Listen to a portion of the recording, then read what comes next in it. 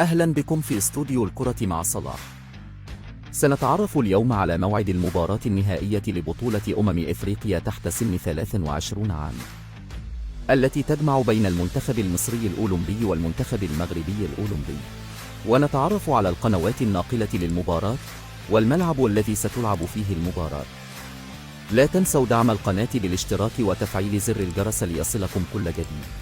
تنتظر منتخب مصر الأولمبي مواجهة قوية مع منتخب المغرب في نهائي بطولة أفريقيا تحت 23 سنة المقامة حاليا في الأراضي المغربية، والتي نجح المنتخبان في التأهل إلى دورة الألعاب الأولمبية باريس 2024.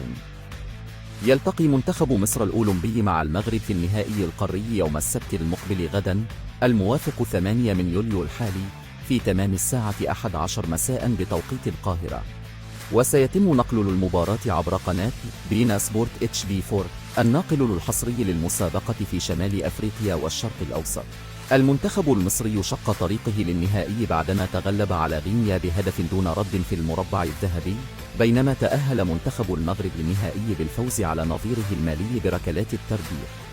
وكان منتخب مصر قد تصدر ترتيب المجموعة الثانية التي ضمت إلى جواره منتخبات النيجر ومالي والجابون برصيد 7 نقاط، وجاء منتخب مالي وصيفا ب6 نقاط.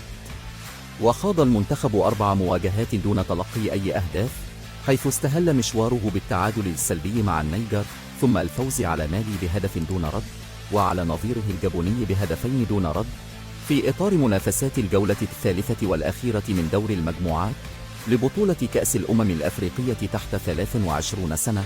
واحتل المنتخب الأولمبي صدارة المجموعة الثانية برصيد 7 نقاط. شكرا لكم على المتابعة، دمتم في أمان الله.